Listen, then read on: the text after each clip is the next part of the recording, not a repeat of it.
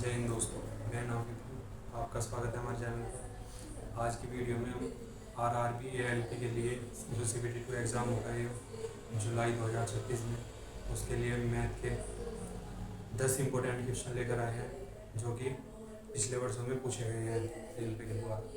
तो आइए दोस्तों, पहले सवाल से स्टार्ट करते हैं। पहला सवाल है, ए बी से 2 गुना कुशल है यदि वे मिलकर एक काम को 18 दिन में पूरा करते हैं तो ए अकेला उस काम को कितने दिन में करेगा। ये 4 इसके ऑप्शन है, 26, 27, 17, 28। तो देखते हैं दोस्तों कैसे होता है। देखो, ए बी से 2 गुना कुशल है। ये जब भी गुना वाली बात आ जाएगी ना, 2 गुना, 3 गुना, 4 गुना, तो आपको अनुपात के सब अनुपात मानना, ठीक है। ए और बी दो संख्या है, दो व्यक्ति हैं। एक का नाम ए है, एक व्यक्ति का नाम बी, ठीक। ये जो कुशल लिखा हुआ या दक्ष लिखा हुआ है, ठीक, कुशल या दक्ष, तो आपको क्या करना है, इधर ई लिख लेना है। ई मतलब इफिशियंसी, ठीक है। इनका इंग्लिश वर्ड इफिशियंसी यानी दक्ष या दक्षता, ठीक है। एक ही बात है, यानी जो अपने काम को अच्छी तरह कर सके, ठीक है। तो ऐसे लिखना है। फिर जो दे रखा है, बी से 2 गुना कुशल, बी से यदि बी एक काम करेगा तो ए कितना काम करेगा, उसका डबल यानी 2 गुना, ठीक। तो ये इनका अनुपात होगा, ये एफिशिएंसी का अनुपात आएगा। यदि आपको टाइम का अनुपात निकालना, टाइम का, तो इसका उल्टा कर दो। ये वाला इस ए के नीचे लिख दो और ए वाला बी के नीचे, ठीक है दोस्तों।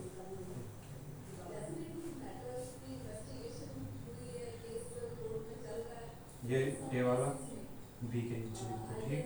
तो ये इसका टाइम का रेशियो हो जाएगा, ठीक। और ये एफिशिएंसी का जो दे रखा है।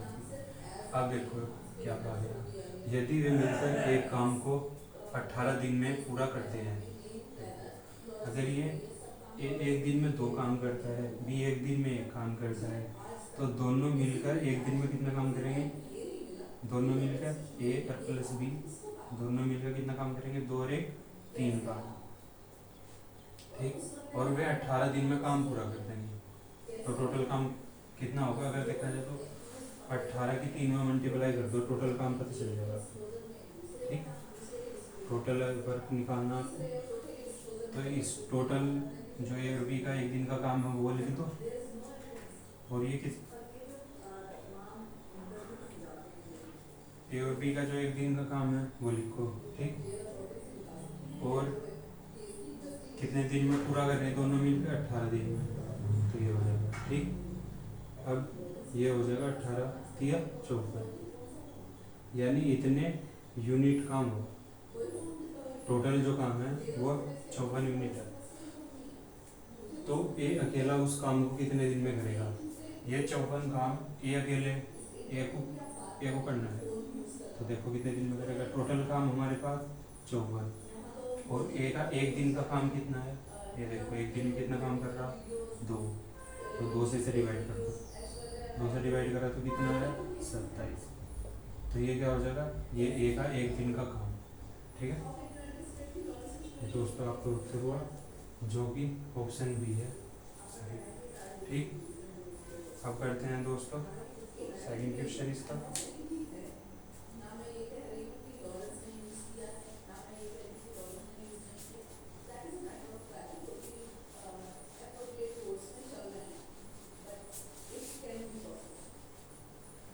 सेकंड क्वेश्चन ये रहा दोस्तों,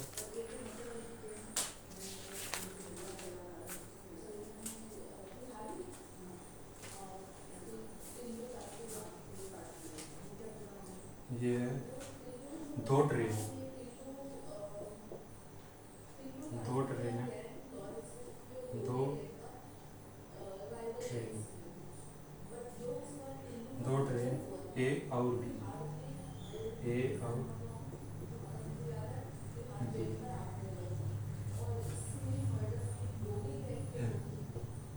दो ट्रेन है ए और बी। स्टेशन एक्स और वाई से एक दूसरे की ओर चलना शुरू करती है। स्टेशन एक्स तथा वाई से एक दूसरे की ओर चलना एक दूसरे की ओर चलना शुरू करते हैं। शुरू करते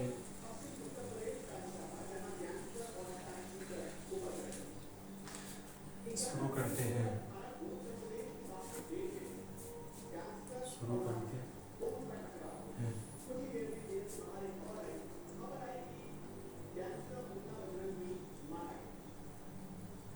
शुरू करती है। ठीक है, मैं दोनों ट्रेन एक दूसरे की ओर चलना शुरू करती है। मिलने के बाद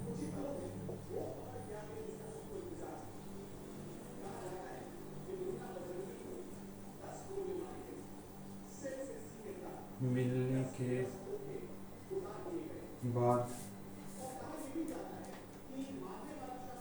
मिलने के बाद अपने गंतव्य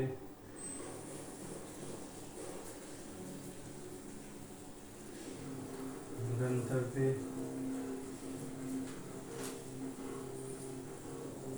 तक पहुंचने में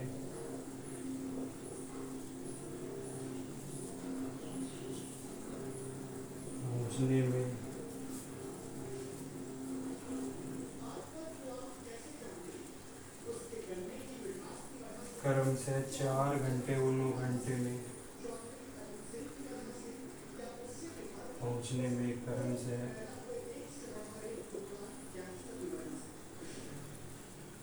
4 घंटे और 9 घंटे में पहुंच जाती है। 4 घंटे और 9 घंटे में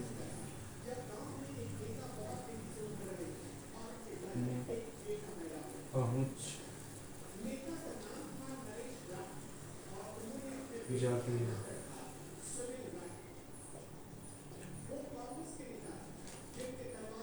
यदि ट्रेन एक ही चाल 60 किलोमीटर प्रति घंटा है, यदि ट्रेन एक ही चाल 60 किलोमीटर प्रति घंटा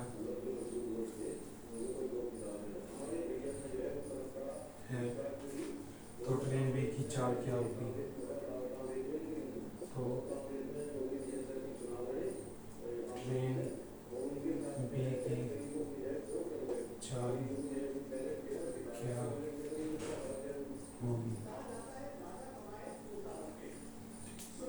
ऑप्शन ये रहे दोस्तों, ए बी सी डी।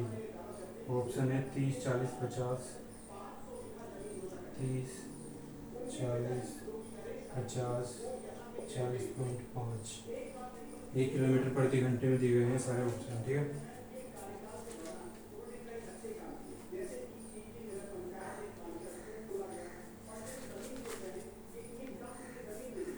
तो दोस्तों ये ऐसे दी गई है, देखो ये एक स्टेशन, ये है वाई, एक स्टेशन है एक्स। यहाँ से एक ट्रेन चली जिसका नाम ए, इधर से चली। एक ट्रेन चली बी वाई से, वो इधर को चली।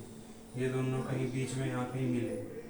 ठीक, फिर कहा गया कि मिलने के बाद एक्स को यहाँ तक पहुँचने में 4 घंटे और बी को इधर से इधर पहुँचने में, यहाँ से जहाँ मिले थे,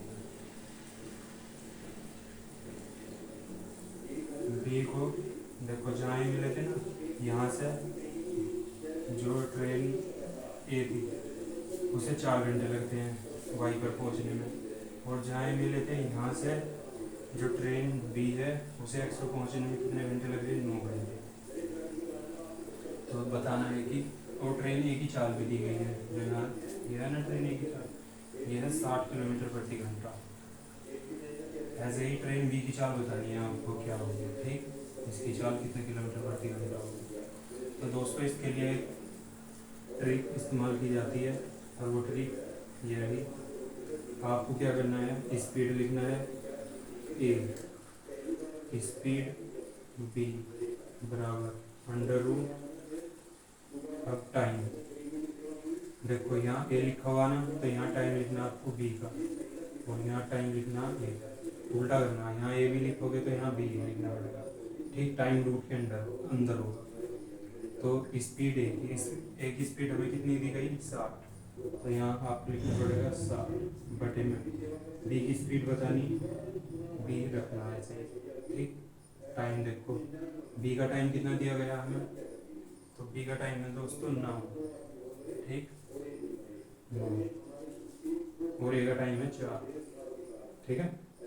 अब आप क्या करो, इनर ब्रैकेट से बाहर निकालो, ये हो जाएगा 60, ये हो जाएगा एस बी यानी स्पीड ऑफ बस, यानी बस की स्पीड, और ये 9 से 3 आ जाएगा बाहर, ये 2 आ जाएगा, ठीक। अब आप क्या करो, ऐसे भी इस 2 की गुना इधर हो जाएगी और इसकी गुना इधर हो जाएगी, ठीक। यानी ये हो जाएगा 60 गुना 60 की गुना में 2 चल जाएगा बटा, और ये 3 बटे में आ जाएगा। अब डिवाइड करते हैं 20 के 60 होना 20 बार, तो 20 दूनी 40, यानी आपका जो उत्तर आया वो आया 40। तो 40 किलोमीटर प्रति घंटा, ये जो है ऑप्शन बी आपका सही होगा दोस्तों, ठीक। अब करते हैं क्वेश्चन नंबर 3। क्वेश्चन नंबर 3,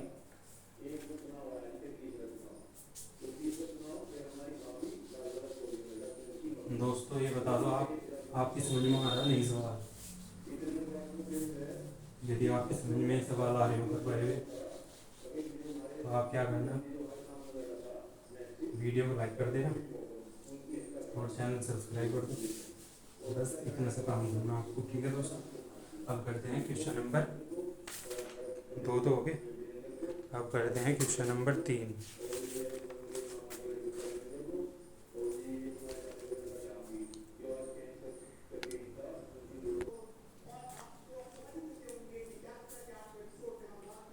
दोस्तों ये क्वेश्चन नंबर 3 है।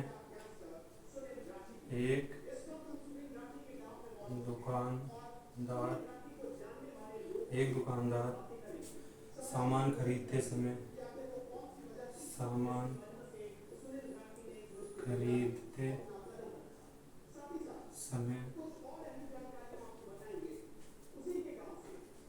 10% की बेईमानी करता है,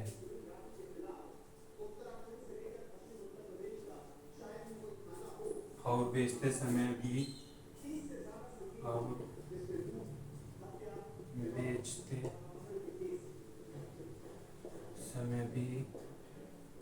10% की बेईमानी करता है।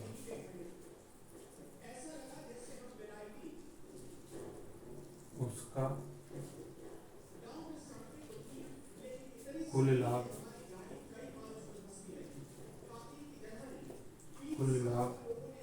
प्रतिशत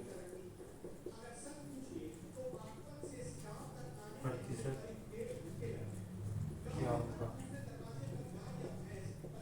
दोस्तों ये सवाल है, और ऑप्शन ये रहे 12, 21, ये प्रतिशत में है दोस्तों, ठीक।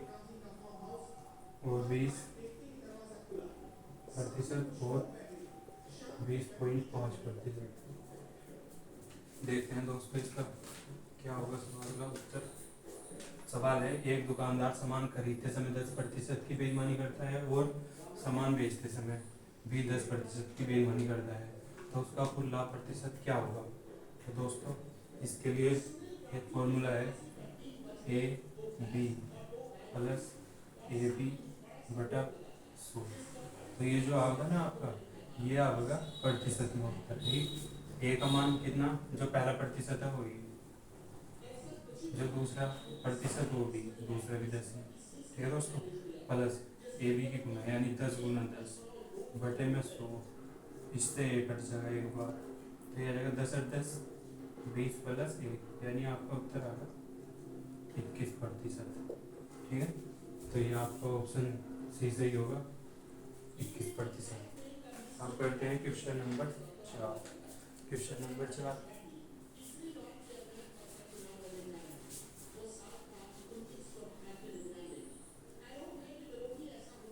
क्वेश्चन नंबर 4 दोस्तों,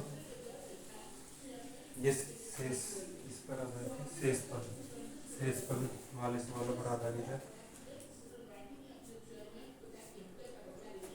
क्वेश्चन नंबर 4 है 7 की पावर 19 प्लस 2 को 6 से विभाजित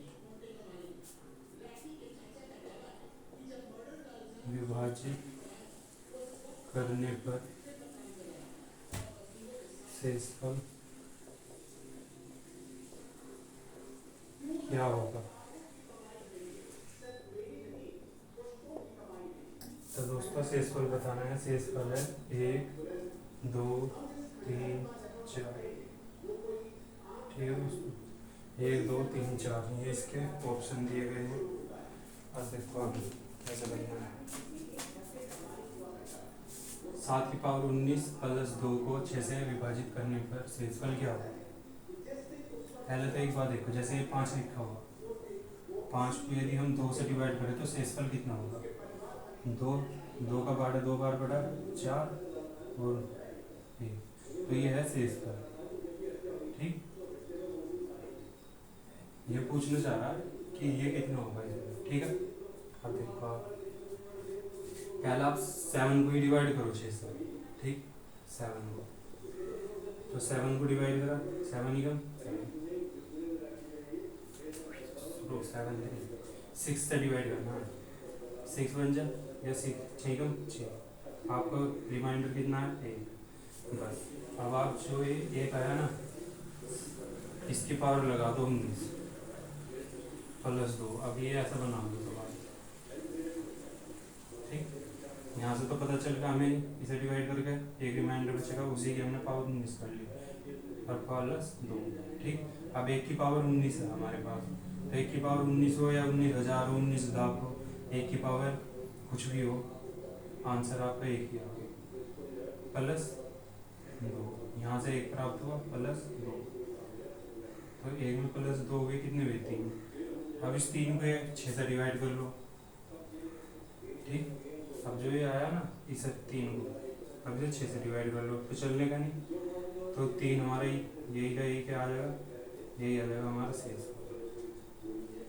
दोस्तों यदि यहाँ ऐसा कुछ ज़्यादा बचता, यानी मानने की बात, अगर यहाँ 2 की जगह 6 होता या 7 होता या 8 होता, तो फिर हम ये वाला लिखते हैं एक, फिर जो भी इसके बाद होता है ये वाला, जैसे 6 होता है तो 6 लिखते, कितना हो जाए 6 और 1 7। अब 6 थे यदि 7 को डिवाइड करा जाए 6 से 7 को 6 कम 6, तो अब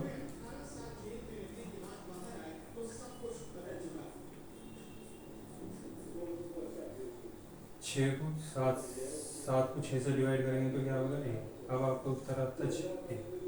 ठीक, यदि 7 होता तो 7 में 1 जोड़ कर फिर 2 आ जाता आपको उत्तर। ठीक है दोस्तों, ये भी RRB LP एग्जाम में पिछले वर्षों में कभी ना कभी पूछा गया है दोस्तों। अब हम करते हैं नेक्स्ट क्वेश्चन, जो कि देखते हैं किस पर आधारित होगा।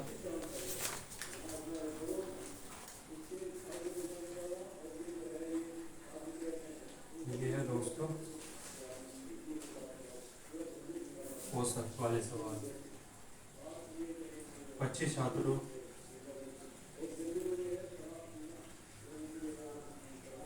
25 छात्रों का औसत आयु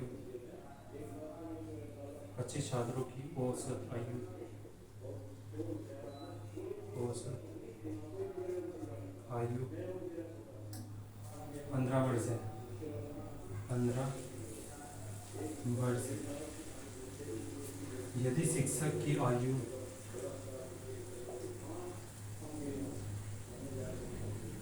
शिक्षक की आयु को भी शामिल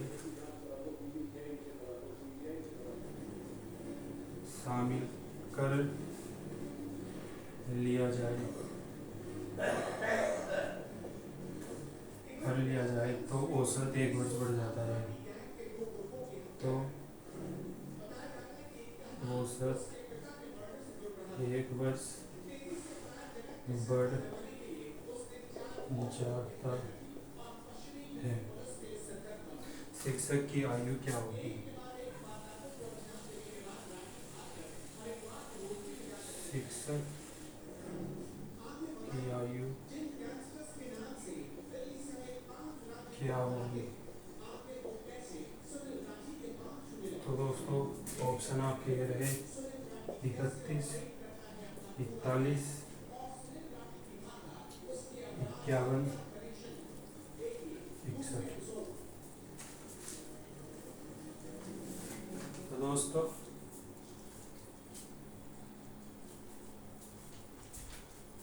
चल रहा है नहीं, चल साफ चमक रहा।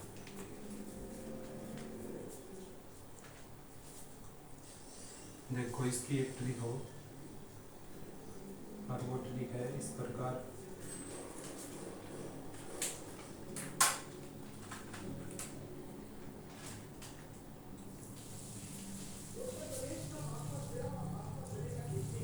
नया न्यू पर्सन नया व्यक्ति, पुराना औसत।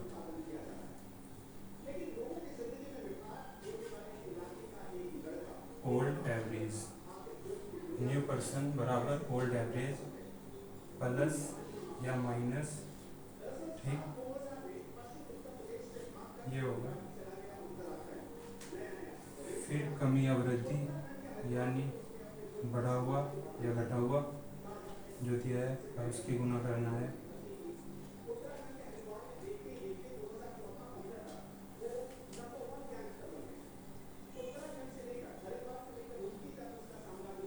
अब व्यक्ति, अब लास्ट में या लास्ट में व्यक्ति, ये लगा लो लास्ट पर्सन।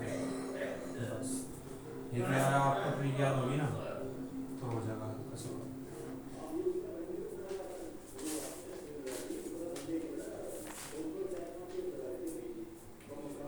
देखो ये है न्यू पर्सन यानी जो व्यक्ति शामिल हुआ उसकी उसे लिखना बराबर, मतलब उसकी एज बताओगे न्यू पर्सन की।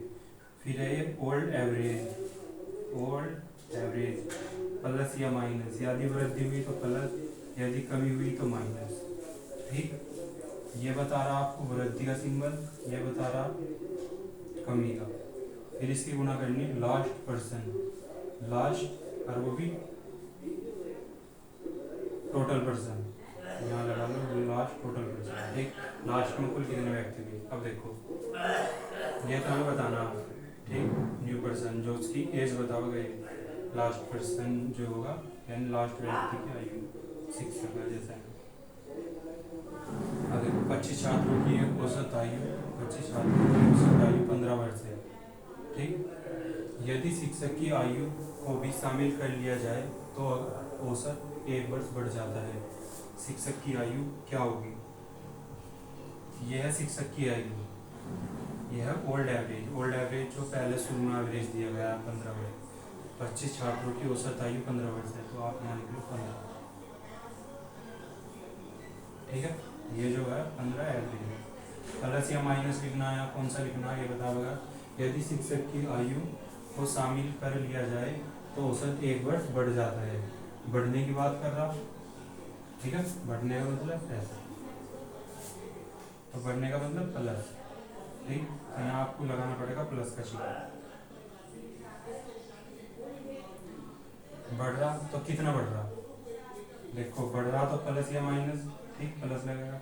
लेकिन कितना बढ़ रहा है घट रहा हो यहाँ लिखना आपको। 1 वर्ष बढ़ रहा तो 1 लिख दिया, 2 कहते हैं तो 2 लिखो प्लस।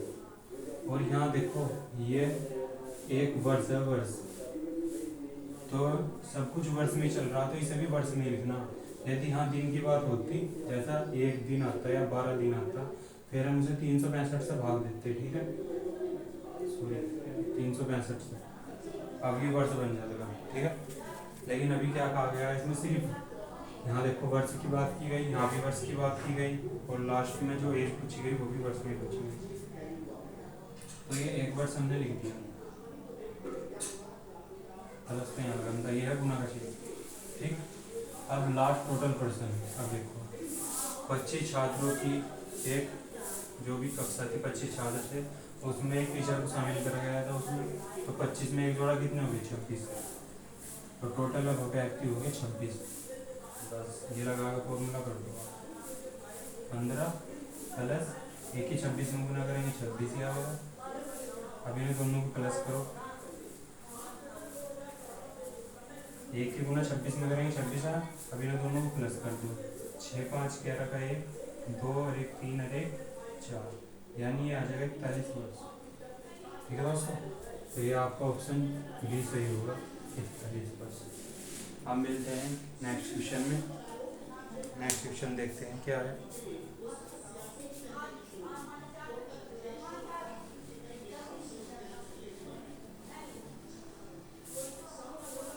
दोस्तों देखते हैं नेक्स्ट क्वेश्चन, अलजेब्रा पर आधारित होगा।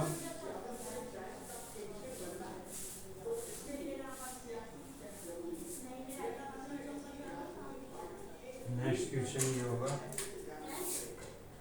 यदि x प्लस 1/x बराबर 3 है, यदि ये है तो x की पावर 4 प्लस 1/x की पावर 4 का मान क्या होगा, ठीक, का मान ज्ञात करें। तो ये है दोस्तों कार्य।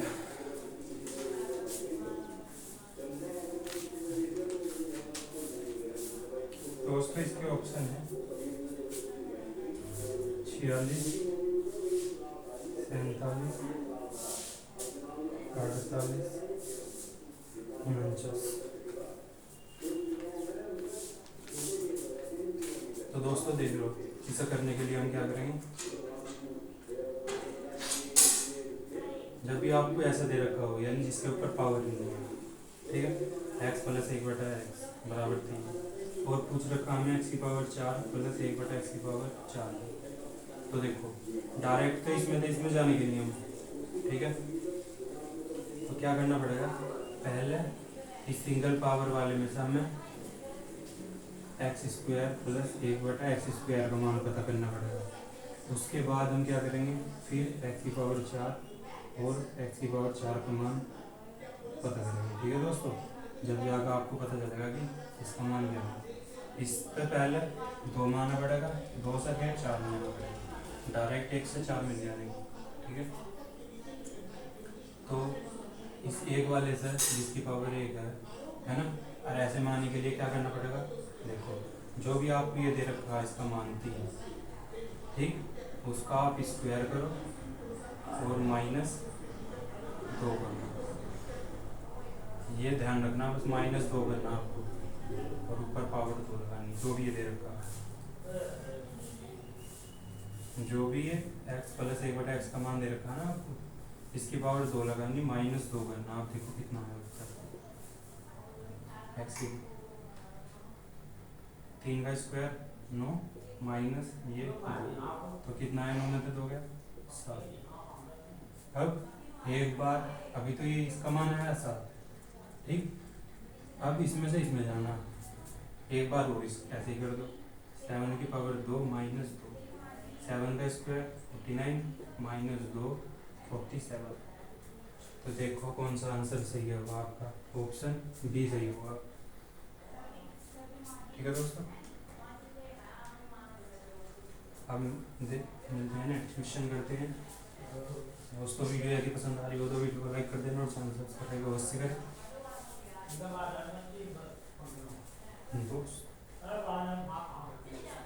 दोस्तों कमेंट में बताओ आपको पढ़ाया हुआ समझ में आ रहा, और ये सवाल जो हम मैथ के लेकर आए आपके लिए, ये कैसे सवाल हैं, हल्के हैं या भारी।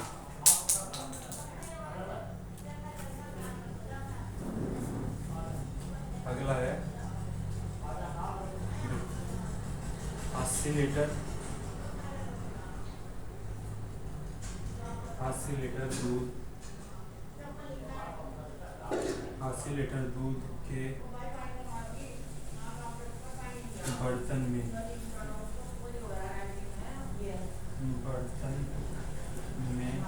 8 में से 8 लीटर दूध निकालकर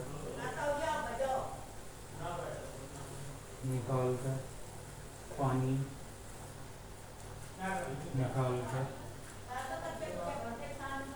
उतना ही पानी भर दिया जाता है।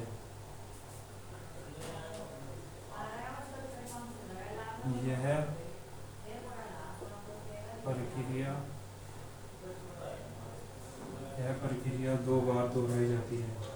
यह प्रक्रिया 3 बार 2 बार, सवाल में तो भाई 2 बार ही लिखा है। यह प्रक्रिया 2 बार दोहराई जाती है।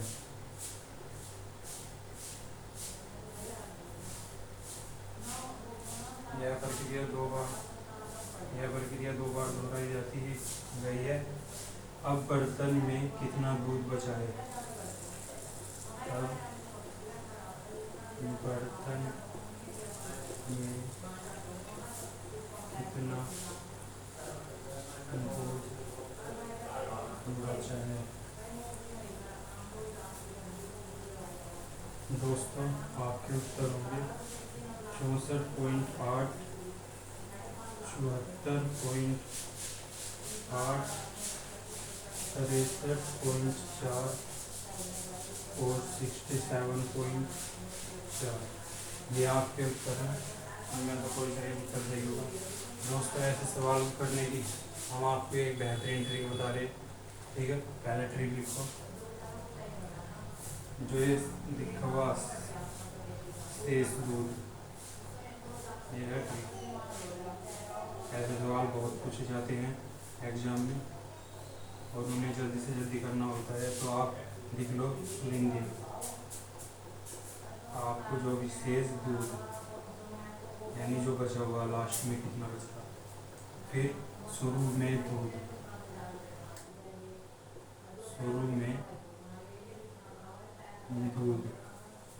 फिर गुना, और ब्रैकेट में लिखना है आपको 1 माइनस निकाला, जो भी निकाला गया, बटा जो शुरू में दूध था, शुरू में दूध, और ऊपर प्रक्रिया। बस ये सवाल और ये ट्रिक, ये फॉर्मूला जो भी आप कहो इतना बेहतरीन है, आपके सवाल का उत्तर सेकंडों में दे सकता है। तो शेष दूध, पहले तो एक बार हम सवाल पढ़ते हैं फिर देखते हैं। 80 लीटर दूध के बर्तन में से 8 लीटर दूध निकालकर उतना ही पानी भर दिया जाता है। यह प्रक्रिया 2 बार दोहराई जाती है। अब बर्तन में कितना दूध बचा है। देखो ऐसा करा गया है, एक दूध का बर्तन है, उसमें से हमने 80 लीटर का बर्तन है, उसमें से 8 लीटर दूध निकाल दिया, फिर उतना ही पानी 8 लीटर पानी गिर दिया उसमें, ठीक। फिर उसमें से 8 लीटर निकाल लिया। अब गए जो निकला दोबारा, उसमें से क्या हुआ, 8 लीटर पानी, और वो तो मिश्रण हो गया था ना दूध और पानी, फिर वो निकाल लो, फिर उसमें एक 8 लीटर पानी गिर दिया, फिर दोबारा से निकाल दिया।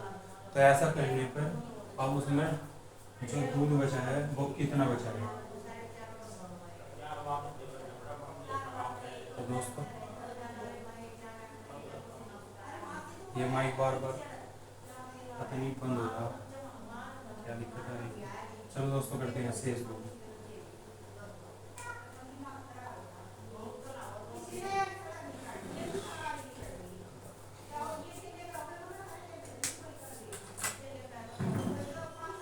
तो आइए दोस्तों करते हैं शेष दूध।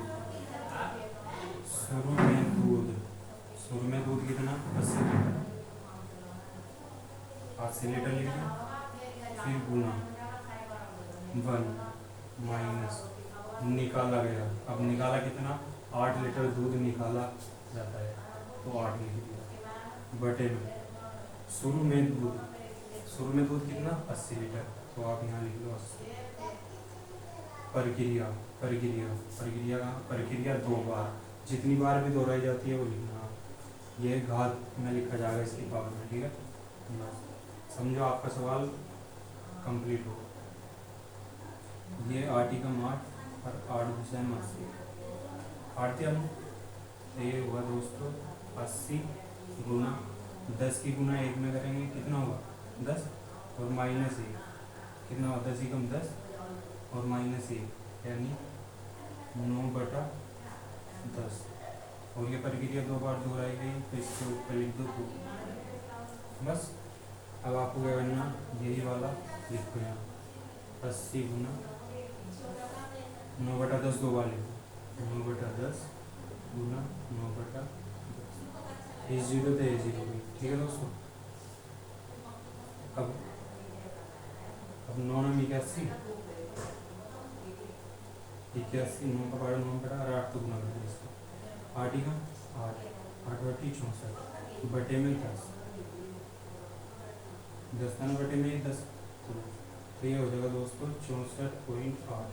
कितने लीटर, 64.8 लीटर। तो ये आपका उत्तर बिल्कुल सही होगा, ऑप्शन ए, ठीक। तो दोस्तों ये बहुत ही महत्वपूर्ण और बहुत ही कम समय में आपके सवाल को सॉल्व करने वाली ट्रिक है, इसे याद रखना। अब करते हैं नेक्स्ट क्वेश्चन। नेक्स्ट क्वेश्चन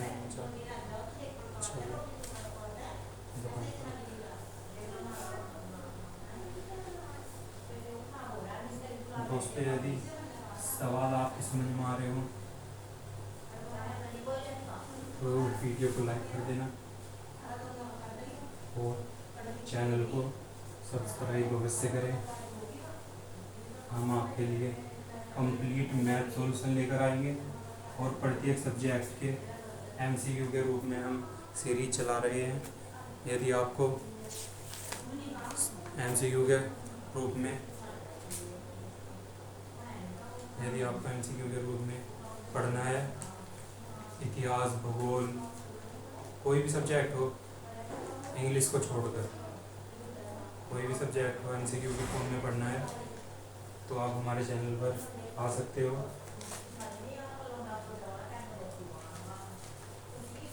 और पढ़ सकते हो, या करंट अफेयर कुछ भी मतलब सब्जेक्ट हो आपके। देखो उसका नेक्स्ट क्वेश्चन है, ये है 10,000 रुपये की राशि, 10,000 रुपये की राशि पर 10% वार्षिक दर से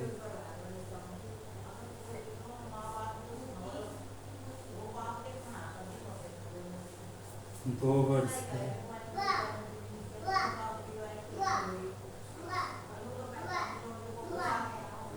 2 वर्ष के चक्रवृद्धि ब्याज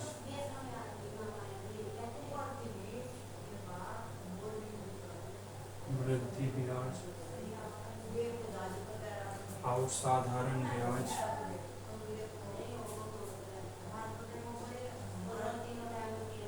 साधारण ब्याज का अंतर क्या होगा?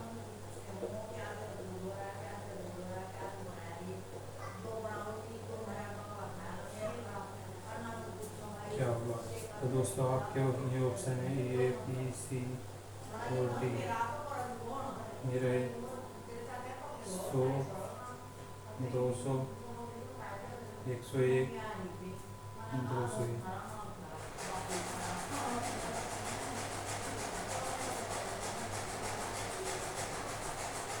तो दोस्तों आपको क्या करना है,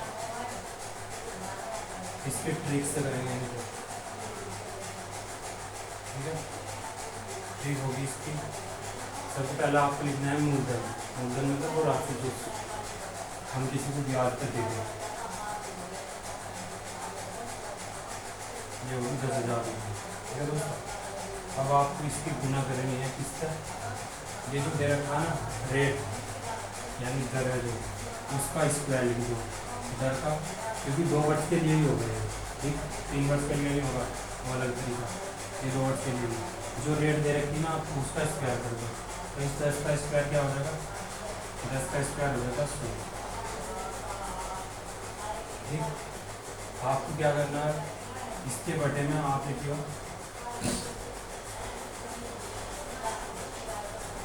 100 लिखना आपको, फिर 2 0 है, और ऐसे ही करते हुए ही आपका उत्तर आपको प्राप्त हो जाएगा।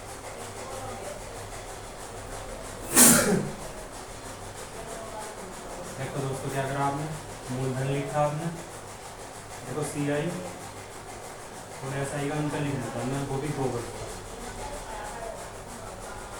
तो हमने मूलधन लिखा, जितना भी लिख लिया मूलधन,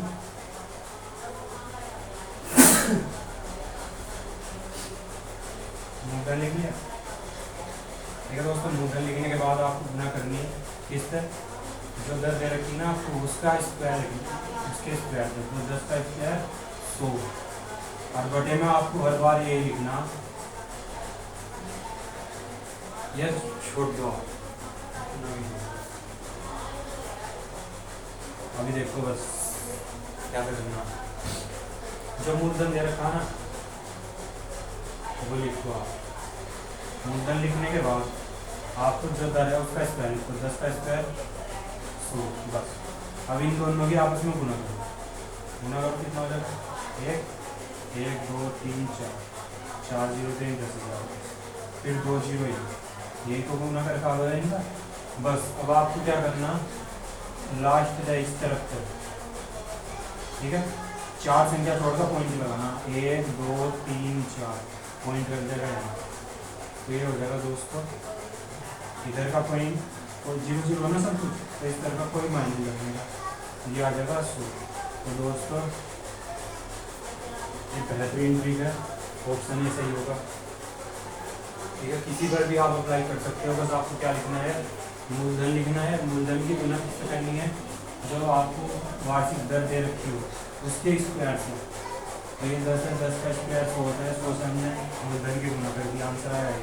बस इस तरफ से यूनिट डिजिट की तरफ से चलना है आपको, इकाई के अंक से, और चलते हुए 4 अंक छोड़ने हैं, 1 2 3 4, 4 छोड़ने के बाद आपको लगाना है पॉइंट, तो जो आपका उत्तर आएगा ये ऑप्शन से मैच कर लेना, आपका सही उत्तर प्राप्त होगा आपको। अब करते हैं दोस्तों नेक्स्ट क्वेश्चन। ये ट्रिक आपकी पसंद आई हो आपको तो कमेंट में बता देना कौन सी ट्रिक इनमें से अच्छी लगी आपको, ठीक है।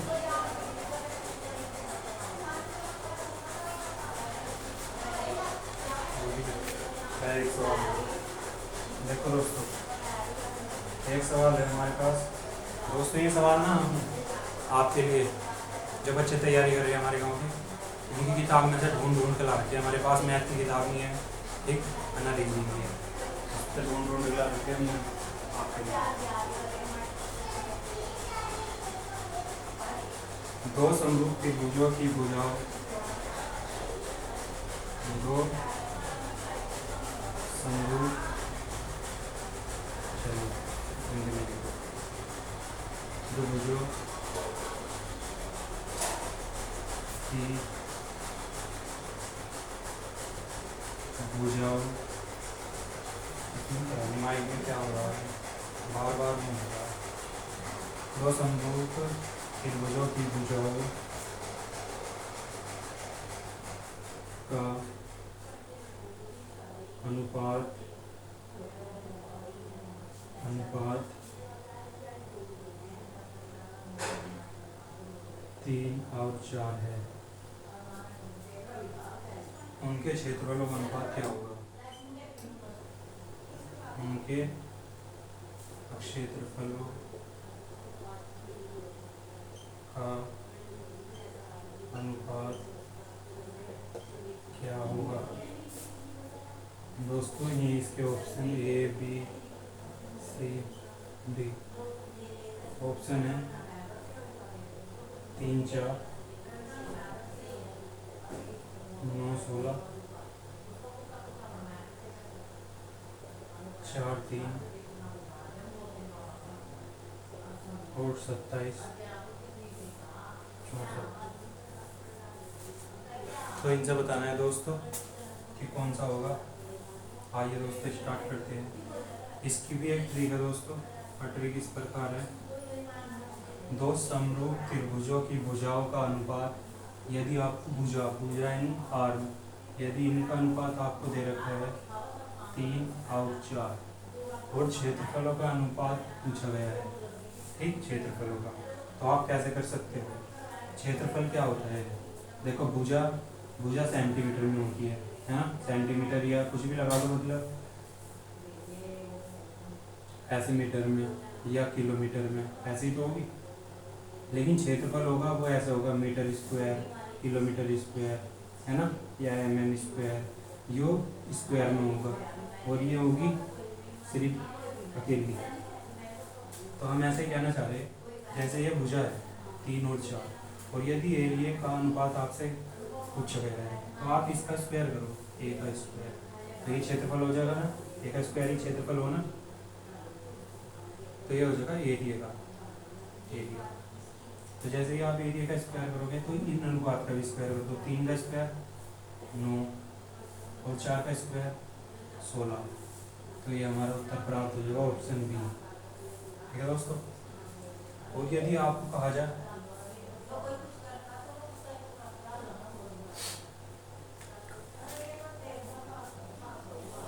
दोस्तों, यदि आपको ये तो होगा, यदि इस हम सवाल को बदल दें,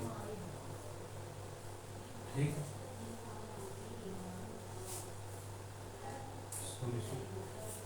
यही यहाँ लिख दिया हम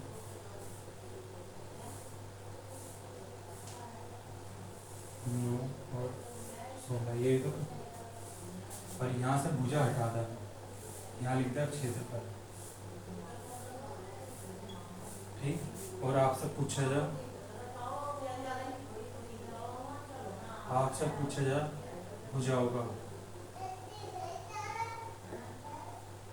भुजाओं का अनुपात आपसे पूछा जा, क्षेत्रफल का अनुपात इतना दिया होगा, क्षेत्रफल का अनुपात इतना है, ठीक।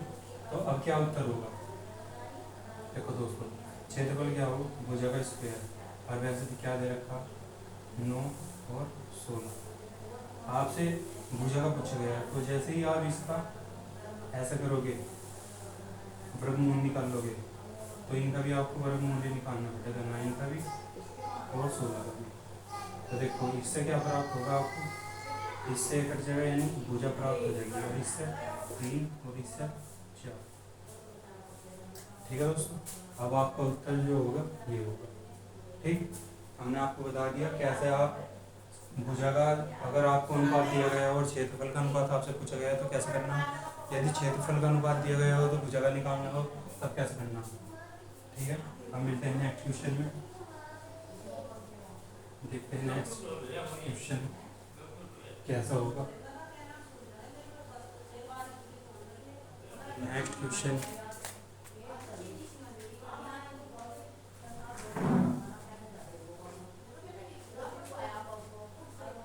यह 12 पुरुष एक काम को 8 दिन में करते हैं। 12 पुरुष एक काम को 8 दिन में करते हैं। 12 पुरुष एक काम को 8 दिन में करते हैं। काम शुरू होने के 3 दिन बाद 4 पुरुष और आ जाते हैं।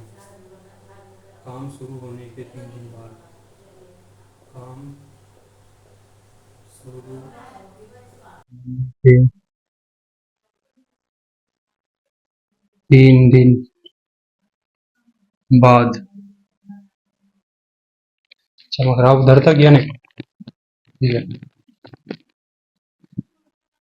3 दिन बाद 4 पुरुष और आ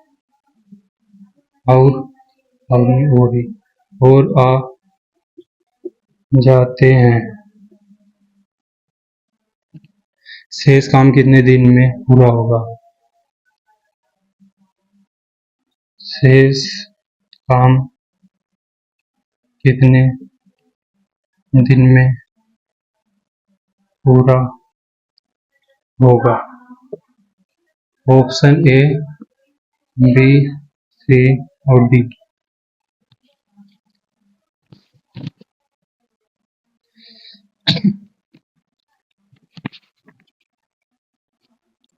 एक काम है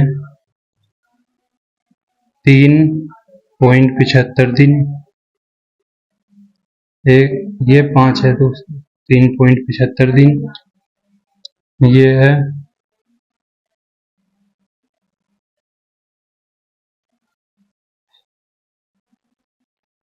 4.8 दिन और ये है 7.35 दिन और ये है 10 दिन। तो इनमें से कौन सा उत्तर सही होगा?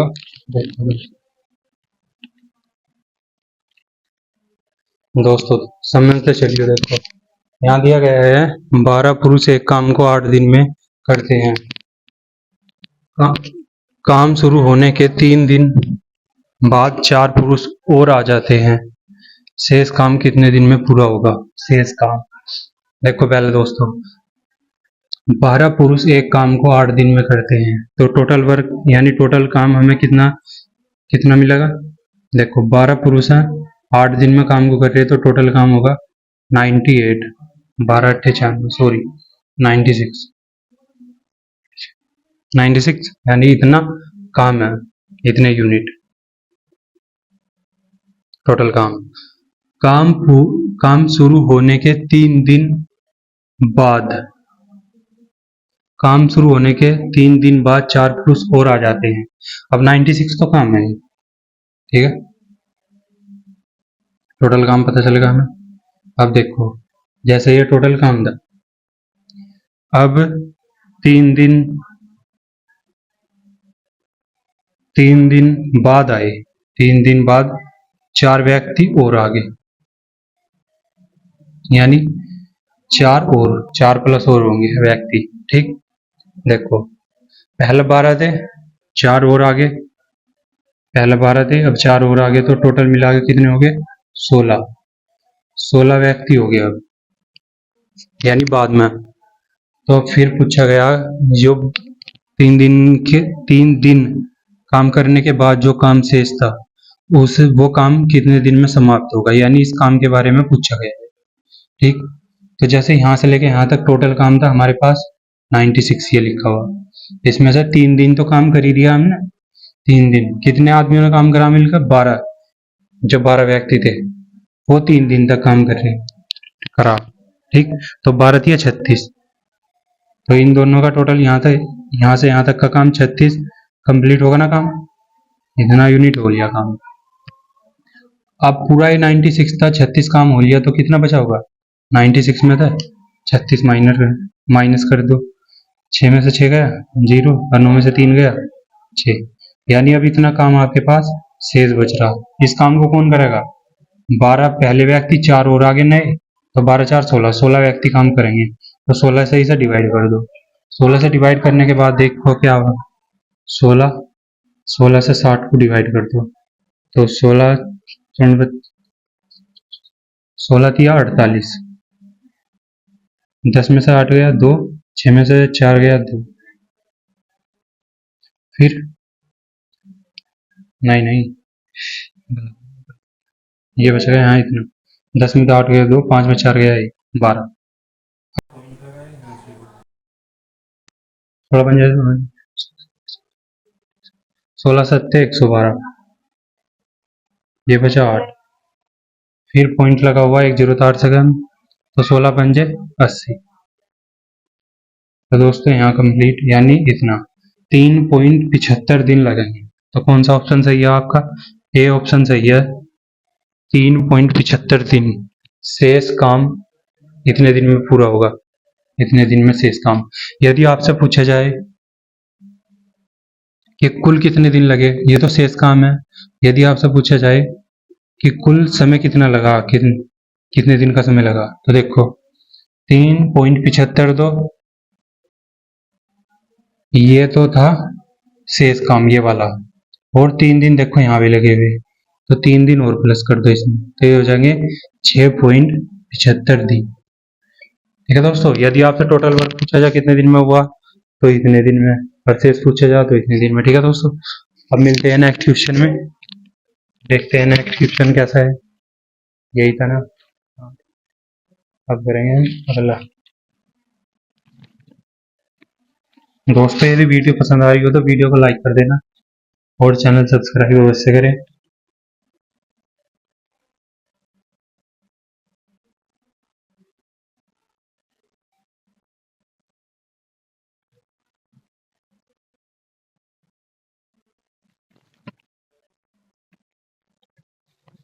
ये मैथ के क्वेश्चन खत्म हो गए, मैथ के इतने ही थे। अभी हमारे पास है रीजनिंग के। ठीक, अभी रीजनिंग के क्वेश्चन करवाएंगे हम आपको, ये करवाएंगे दोस्तों नेक्स्ट वीडियो में। ठीक है, आप जुड़े रहे हमारे साथ।